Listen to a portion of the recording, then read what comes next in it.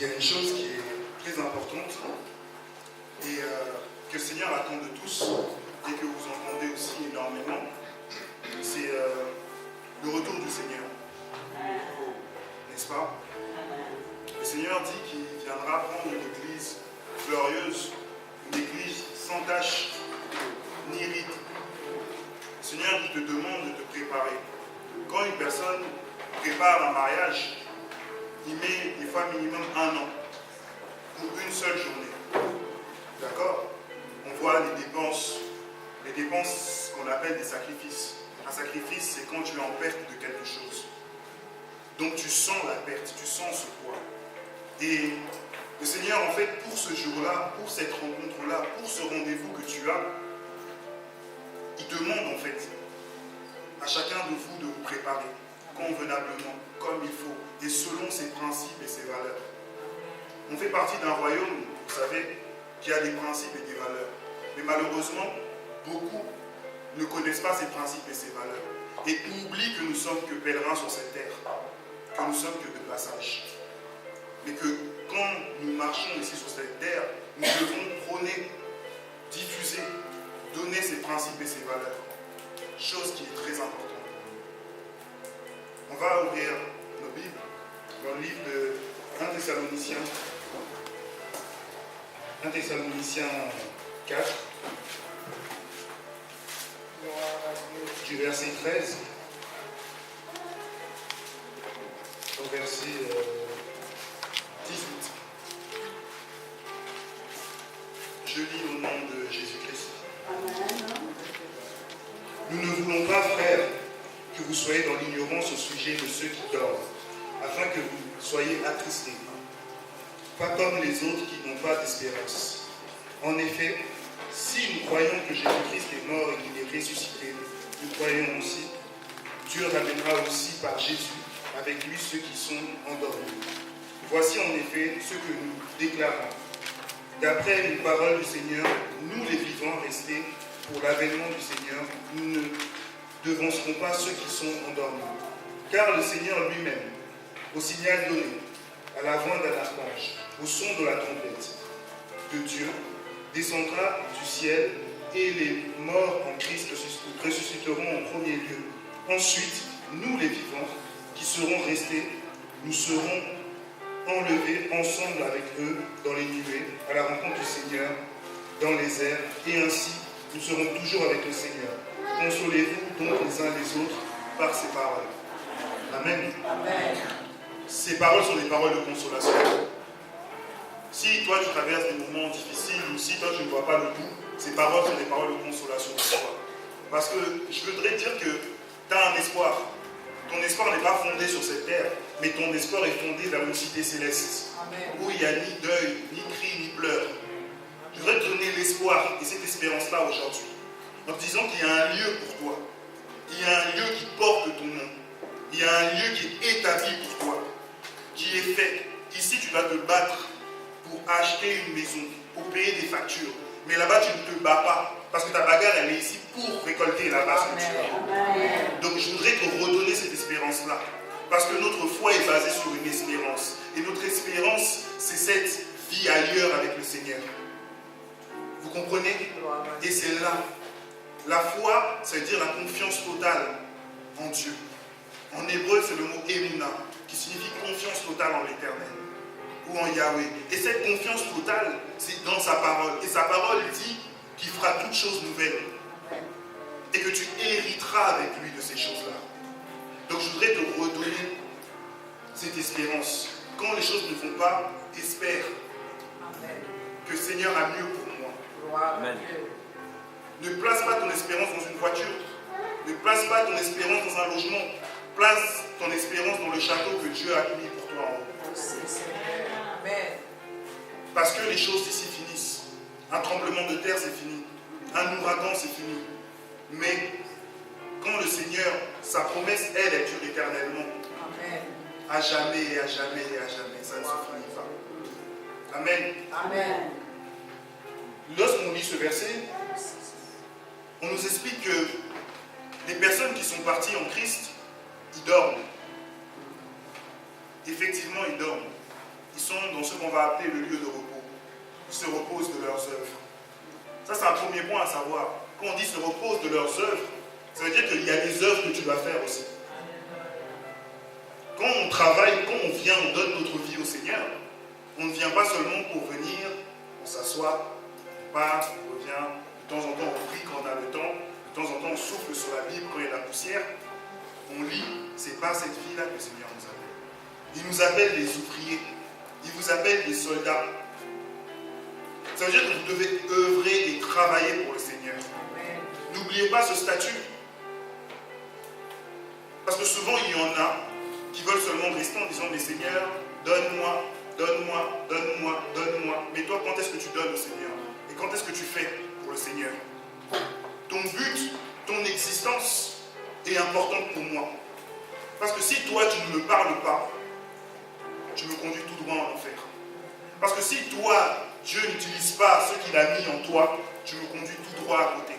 Il y a des gens qui sont à côté de toi, tes voisins, dans ton travail, peu importe, qui ont besoin du Seigneur qui vit dans ton cœur. Donc vous êtes des ouvriers du Seigneur, n'oubliez pas ça. N'oubliez pas ce rôle que le Seigneur vous a donné. N'oubliez pas que le Seigneur, il dit, il a fait de nous un royaume de rois et de sacrificateurs. Vous êtes tous des servants de Dieu. Tous. Mais servir Dieu, ce n'est pas venir là comme je suis. Parce que quand vous lisez dans la Bible, vous allez voir que les serviteurs de Dieu, on ne disait pas qu'ils étaient que dans les synagogues. Est-ce que vous comprenez? Amen. Mais ils montraient la lumière, parce que la lumière n'est pas faite pour être cachée, mais pour être nue. Au-dessus d'un chevet pour éclairer. Soyez des lumières. Amen. On dit que ces personnes-là, qui eux sont morts, vont apparaître, premièrement. C'est-à-dire qu'il y aura un signal, il y aura la voix d'un archange, il y aura une trompette. Vous comprenez? Ça ne sera pas nous. D'abord, ceux qui sont là, leur corps, ils vont les retrouver. Ensuite, il va se passer une chose extraordinaire. C'est que, c'est pas, on entend une trompette, pouf, vous disparaissez. C'est pas ça. Est-ce que quelqu'un peut nous lire 1 Corinthiens 15, verset 53, je crois.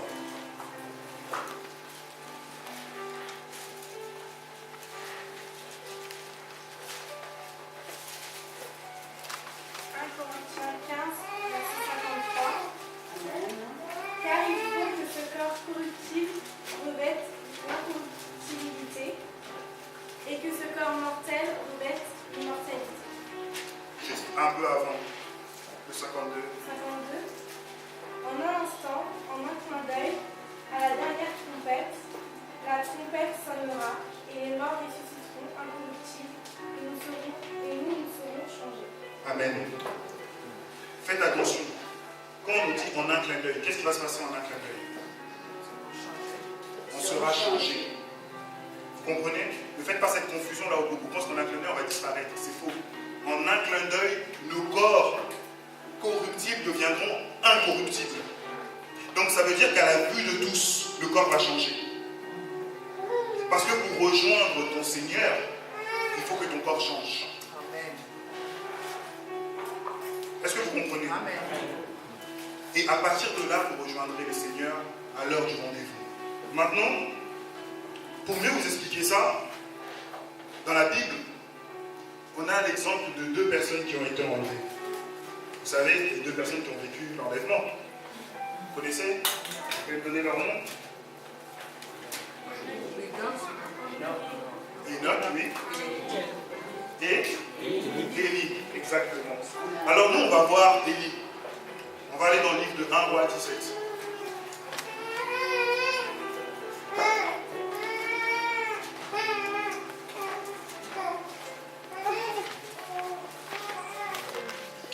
Avant de lire, je vous donne le contexte. Élie, il vit dans un temps qui est très difficile. Parce que il y a un roi, après le roi David, après le roi Salomon, le royaume d'Israël se déchire. C'était un seul royaume, c'est devenu 2 royaumes. Juda en bas, au sud, et Israël au nord. Les 2 rois sont là. Les rois d'Israël n'obéissent pas commandements de Dieu. Mais les rois qui sont en Juda, en bas de la capitale, ils essayent un peu de se débrouiller. Il y en a certains, d'autres un peu moins.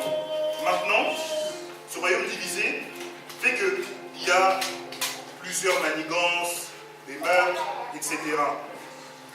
Il y a un homme qu'on appelle Omri qui vient, il règne. Puis il y a son fils qui arrive qui s'appelle Akab. Akab, son fils, lorsqu'il arrive, il commet des choses non compréhensibles et contre Dieu.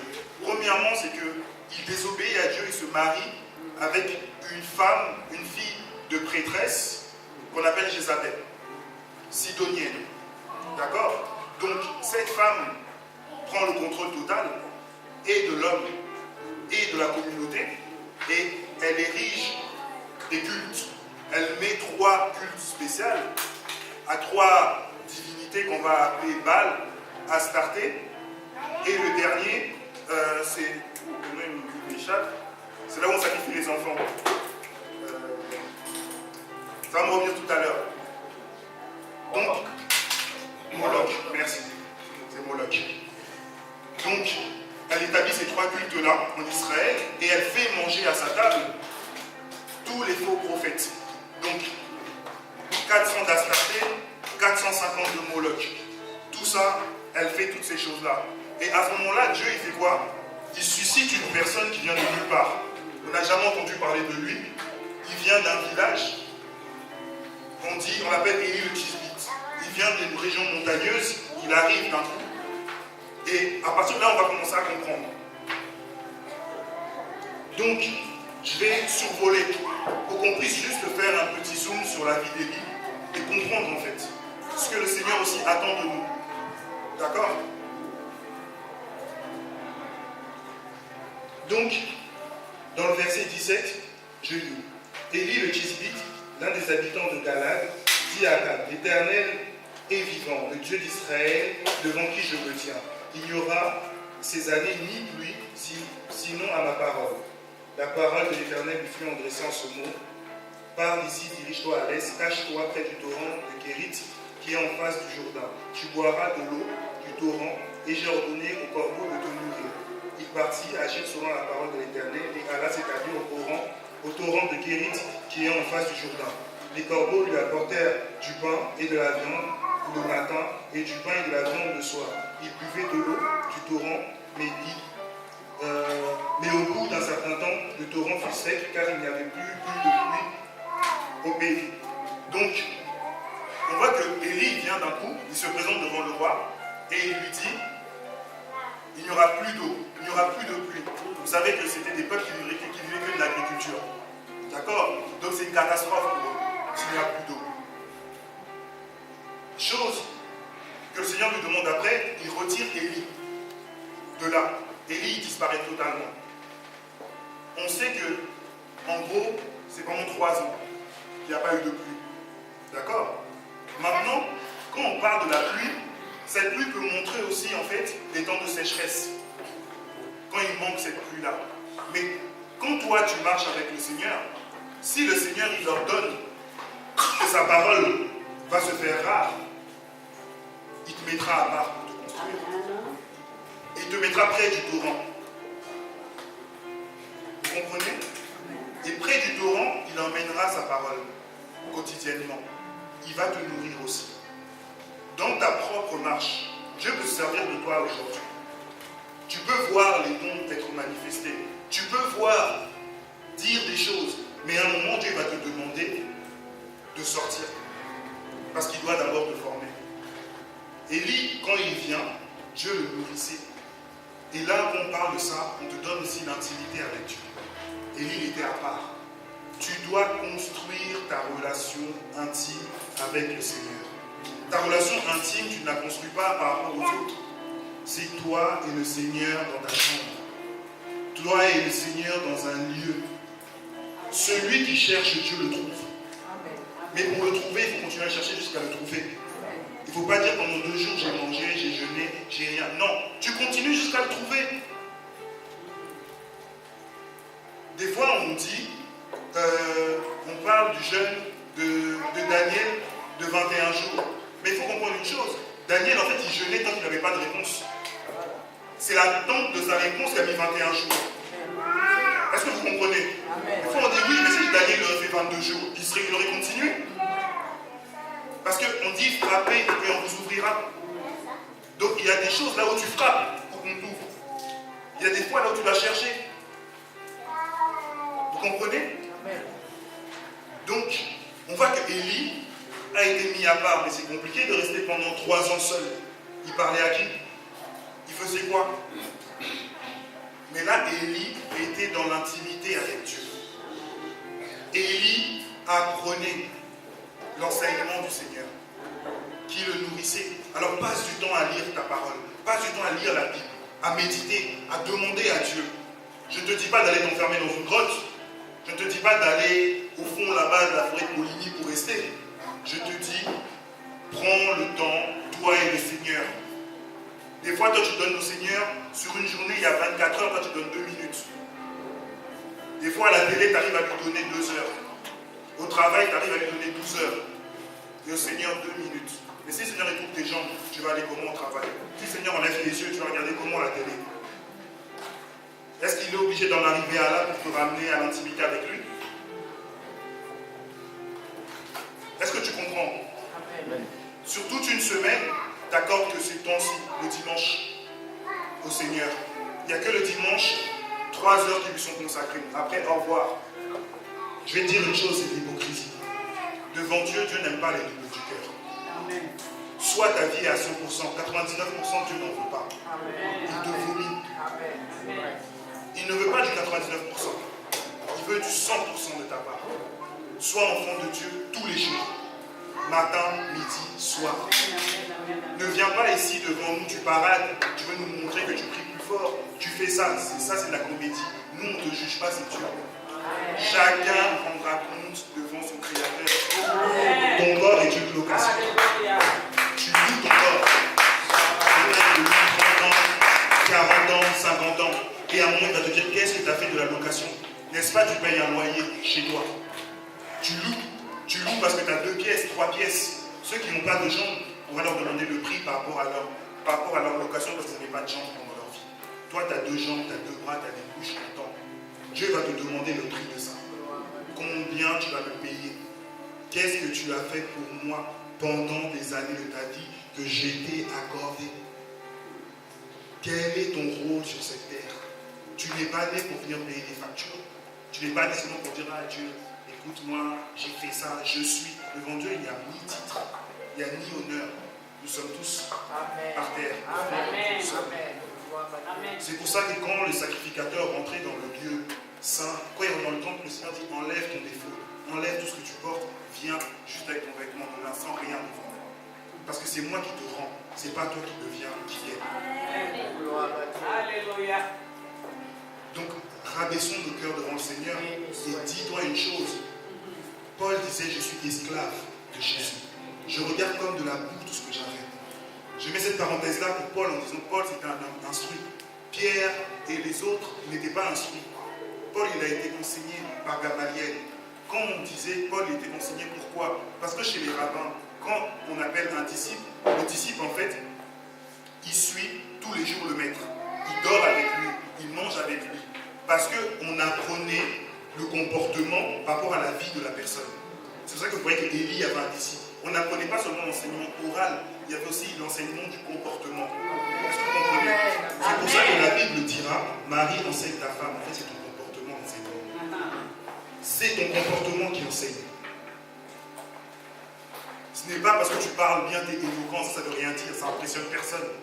Amen. Ça n'impressionne personne de connaître plein de versets non plus. Ça n'impressionne personne de bien chanter. Amen. Ce qui impressionne, c'est quand ton cœur est attaché à ce Dieu. Faites un. C'est la parole de Dieu. Donc quand on continue, on voit que Élie était près du torrent, nourri par les corbeaux. Maintenant, on voit que le Seigneur fait une chose, je suis au verset 8. Alors la parole de l'Éternel lui fut adressée en ces mots. Lève-toi et va à Sarepta, qui appartient à Sidon. Reste-y, et voici ce que j'ai ordonné à une veuve de nourrir. Il se leva, s'en alla à Sarepta. Comme il arrivait à l'entrée de la ville, voici qu'il y avait là une veuve qui ramassait du bois. Il l'appela et dit, va me chercher, je te prie, un peu d'eau dans un récipient afin que je boive. Elle alla en chercher. Il l'appela de nouveau et dit, va me chercher, je te prie, un morceau de pain dans ta main. Elle répondit, Éternel, ton Dieu est bien. Je n'ai rien de cuit, je n'ai qu'une poignée de farine dans un pot et un peu d'huile dans une cruche. Me voici en train de ramasser 2 morceaux de bois. Puis je rentrerai et je préparerai cela pour moi et pour mon fils, nous mangerons, après quoi nous mourrons. Élie lui dit, sois sans crainte, fais comme tu l'as dit, prépare-moi d'abord cela avec un petit gâteau et tu me l'apporteras et tu en feras ensuite pour toi et ton fils. Il se passe une chose. Quand vous devez comprendre dans le contexte, cette femme, elle vient en fait d'une région de Jézabel. Dieu demande à Élie d'aller chez ses ennemis et d'être nourri par ses ennemis. Donc, Élie y va. Élie n'a pas dit à Dieu, ouais, mais peut-être, je ne sais pas, est-ce que c'est bien toi? Élie est parti là où il a dit. Il a suivi le commandement du Seigneur. Et quand il a suivi ce commandement, il s'est passé une chose. Et là, je vais inverser. C'est qu'il a demandé une chose à cette veuve, ce qu'elle avait. Cette veuve, il lui restait que de la farine et un peu d'huile. Elle a dit, nous mangerons, après, nous mourrons. Combien de choses de ta vie Dieu te demande que tu ne lui donnes pas? Combien de choses? Je vous ai dit tout à l'heure une chose. Le sacrifice, c'est quoi? C'est que tu perds. Toi, tu donnes le surplus. Tu ne donnes pas ce qui doit te tuer. Vous savez pourquoi, quand les sacrificateurs ils faisaient l'offrande, est-ce que vous savez pourquoi ils brûlaient les graisses? C'était la graisse qui brûlait. Parce que c'était ce qui était le plus important. Ceux qui ont mangé, ceux qu'on aimait le plus. Dieu n'a-t-il pas fait de moi avec le sacrificateur? Et en tant que sacrificateur, devons-nous pas brûler les choses? Devons-nous pas passer les choses sur l'autel? Ben, c'est ta vie. On dit dans Romains 12, offrez un sacrifice saint, agréable, parfait. Que cette bonne odeur du sacrifice de vos vies puisse monter vers Dieu, que Dieu prenne de tout ça. Alors cette veuve, il ne lui restait que ça. Et qu'est-ce qu'elle a fait? Elle a obéi au prophète. Mais quand elle a obéi au prophète, il s'est passé une chose extraordinaire. C'est qu'elle n'a pas manqué d'huile ni de pain. Parce qu'elle a eu foi en Dieu. Elle n'a pas eu foi au pain et à l'huile. Parce que toi, quand Dieu te dit donne, toi tu préfères croire qu'il va te manquer après du pain et de l'huile que croire que Dieu va te donner au-delà de ton espérance. Alors à un moment dans ta vie, Dieu va te dire, si tu as l'habitude de venir en retard, Dieu va te dire, moi les retards, j'aime pas ça. Alors viens 20 minutes avant, 30 minutes avant, 1 heure avant. Si tu as l'habitude de ne pas parler aux autres de Jésus, alors Jésus va te dire, va tous les 1 heure parler à une personne. Vous savez, il y a un Australien, dans sa vie, pendant 10 ans, il avait fait un pacte avec Dieu. Il a dit au Seigneur, tous les jours je dirai à une personne, à 3 personnes, si tu meurs aujourd'hui, tu vas au ciel ou en enfer. Tous les jours, il faisait ça pendant 10 ans. Mais il ne voyait jamais le fruit de son travail. Un jour, au bout de 16 ans, il y a un homme qui était devenu pasteur qui est venu le rencontrer. Et quand cet homme est venu le rencontrer, il a rencontré plein de gens comme lui qui ont eu ce message. Cette personne a converti plus de 20 000 personnes qui ont donné leur vie au Seigneur juste à cause de sa phrase. Il avait sacrifié de son temps tous les jours pour aller voir les gens et donner ça. Est-ce que vous comprenez? Tout à l'heure, on parlait, j'entendais parler du jeûne. Le jeûne, en fait, c'est sacrifier. C'est perdre, et c'est faire aussi du bien. C'est quand on perd. Comme je vous ai dit, le Seigneur, ça ne m'intéresse pas en fait. Si tu lui dis, bah, Seigneur, tous les jours, je te donne 2 minutes. Quand il sait que tu sacrifies 2 heures, là, c'est déjà le sacrifice pour toi, parce que tu n'as pas ce temps. C'est ça le sacrifice en fait. Si le matin, tu commences le travail à 5 heures du matin, tu te réveilles à 4 heures, là, tu sacrifies. Un jour, je priais. Quand je priais comme ça, quand je travaillais le matin, je commence à 7 heures, je n'aimais pas me lever avant pour prier. Je disais, Seigneur, je suis fatigué. Et quand je commençais à 14 heures, là, je pouvais me réveiller, même la nuit, c'est pas grave. Mais Dieu, il m'a dit, mais ça ne m'intéresse pas, ça. Parce qu'il n'y avait pas de sacrifice. Je ne perdais rien. Parce que je me rendormais après, je ronflais, je rattrapais. Mais quand je commençais, je me réveillais à 5 heures ou à 6 heures, je perds de mon sommeil. Je suis fatigué. Et là, Dieu dit, j'aime ça. Parce que tu as perdu pour moi. Parce que tu as sacrifié pour moi. Et cette femme, quand elle est arrivée, elle a dit, bah, de toute façon, si lui il mange, et lui il est arrivé, il a mangé devant eux. Elle a dit, si lui il mange, bah, nous on va mourir. Alors ceux qui doivent te faire mourir, c'est ceux que tu dois donner à Dieu. Ceux que tu ne veux pas abandonner dans ta vie, c'est ceux que tu dois donner à Dieu. Ceux que tu ne veux pas lâcher, que tu trouves précieux, c'est ceux que tu dois donner à Dieu. Abandonne ces choses. Lâche ces choses. Et c'est là que tu vas voir Dieu agir en toi. Avant ça, tu ne peux pas. Dieu est un Dieu jaloux. Amen. Dieu ne peut pas supporter qu'il y ait une chose qui prenne sa place dans ton cœur. Ça, c'est totalement faux. Même si c'est le temps, même si c'est une série, même si c'est la télé, même si c'est un sport, même si ça ne peut pas prendre la place de Dieu. Parce que ce n'est que vanité. Et ça passera. Dieu doit prendre la première place. C'est bien de chanter, de dire Jésus, prends. Mais Dieu dit, tu te moques de moi. Tu ne me donnes rien. Tu te moques de moi. Tu fais des choses en secret. Tu veux montrer des choses devant tout le monde. C'est faux. Dieu voit tout. Amen. Rien n'est caché devant lui. Amen. C'est pour ça. Il y a des choses qu'il faut qu'on abandonne. Il faut qu'on abandonne nos petites choses. Vous savez, je peux être là devant vous ici et à la maison je suis un dragon. Je peux être là. Vous savez, on ne ment pas à Dieu. On ne ment pas. Il y en a, ça fait 15 ans, 20 ans, ils sont convertis. Les cœurs ne changent pas. C'est parce qu'il y a un truc qui est attaché.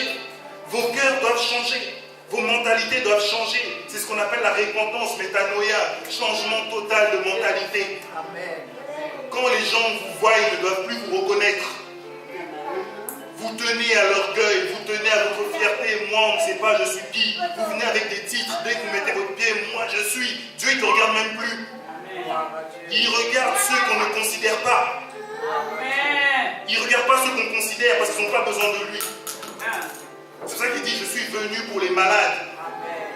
Quand vous venez avec un cœur meurtri et contrit, blessé devant le Seigneur, là il vous regarde. Parce qu'il dit, il vient en tant que consolateur. Tu ne peux pas connaître Dieu si tu n'as pas besoin d'être consolé.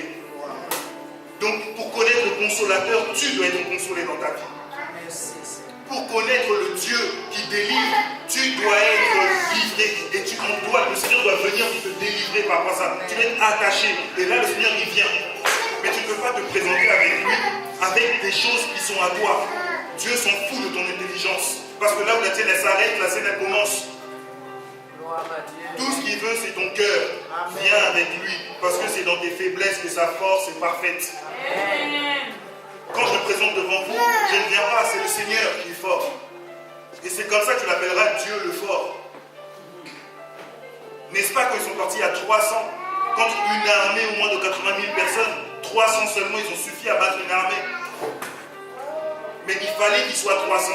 Dieu, au départ, il aurait pu leur dire partez à 80 000, à 20 000. Il a dit non, pour vous montrer que je suis Dieu, comme vous êtes faibles, c'est moi qui vais gagner la guerre. Donc donnez au Seigneur. Lâchez vos manies, lâchez vos péchés mignons. Un péché reste un péché. Un péché te condamne. Il n'y a pas de péché mignon, ça n'existe pas. Ce que tu fais en secret, ce que tu convoites, Dieu il regarde toujours une chose. Il regarde l'intention de vos cœurs. Avec quelle intention tu fais une chose? Si je viens ici, je me mets devant vous, et que l'intention du cœur, c'est que mon intention du cœur, c'est que vous puissiez voir combien je suis éloquent, alors je me trompe, je suis déjà à côté. Je vous dis, et il m'arrive quelque chose, je ne pars même pas au ciel. Parce que mon intention est fausse. Si je chante et je veux vous montrer ma voix, alors mon intention n'est pas bonne. Si je fais les choses pour Dieu, pour montrer aux hommes, mon intention est déjà fausse. Remettez-vous en question sur vos intentions. Remettez-vous en question sur les places que vous voulez, ce que vous faites, en disant Seigneur, est-ce que mon intention dans l'acte que je fais, c'est pour que les hommes me voient ou c'est pour toi et je te sers? Est-ce qu'un esclave, si tu as un esclave aujourd'hui, tu lui dis va me faire la vaisselle, est-ce que l'esclave va dire regarde comment je fais la vaisselle? Ou il sait que c'est sa tâche d'esclave? Et l'esclave ne se plaint pas quand il travaille. Ah, moi je fais beaucoup ça, hein. Moi tout le temps je fais ça. Mais à qui tu parles d'esclave? Tu as choisi de ne plus être esclave du péché, de ne plus être esclave du diable, tu as choisi d'être esclave de Jésus. Mais son joug est plus léger. Amen. Amen. Et c'est important. Remets ton cœur devant le Seigneur. Ne regarde pas à qui tu es. Regarde à ce que Dieu veut faire de toi. Amen. Si C'est important. Libérez-vous des choses qui vous tiennent captifs. Libérez-vous. Vous voulez voir Dieu agir dans votre vie? Lâchez ces choses. Vous voulez voir la main de Dieu? Lâchez ces choses. Dieu fait toujours des miracles. Dieu guérit toujours. Dieu libère. Mais si tu veux qu'il guérisse au travers de ta vie, lâche ce qui est précieux. Lâche ce qui est précieux. N'est-ce pas, Élie est resté 3 ans dans le désert. Il était avec qui? Il aurait pu dire sa fierté, mais moi je suis. Il n'a pas dit ça. N'est-ce pas, Élie, on l'a envoyé chez ses ennemis. Parce qu'il a lâché ce qui était précieux. Et cette femme aussi, ce qui s'est passé, c'est que, on lit au verset 14. Car ainsi parle l'Éternel Dieu, le pot de farine ne s'épuisera pas, et la cruche d'huile ne se videra pas, jusqu'au jour où l'Éternel enverra la pluie sur la surface du sol. Mais ce pot, c'est toi. Quand tu donnes, tu ne t'épuises pas. Voilà pourquoi tu es fatigué spirituellement souvent. Parce que tu ne donnes pas. Tu fais selon toi, mais ensuite, tu meurs. Ne meurs pas spirituellement. Donne à Dieu afin que tu sois inépuisable. Que tu ne manques pas d'huile. Ne manquez pas d'huile. Parce que sans huile, tu ne peux pas briller, tu ne peux pas être blanc. Est-ce que vous comprenez? Amen. Lâchez, abandonnez les mauvaises attitudes, les mauvaises vies, les péchés. On peut mentir aux hommes, mais pas à Dieu. On peut mentir sur son cœur et ses intentions, mais pas au Seigneur. Vous pouvez faire semblant, mais pas devant le Seigneur. Le Seigneur ne regarde pas à l'apparence. Il ne regarde pas à ce qui frappe les yeux des hommes, mais il regarde le cœur. Tu n'as même pas pensé que le Seigneur connaît déjà ta pensée. On dit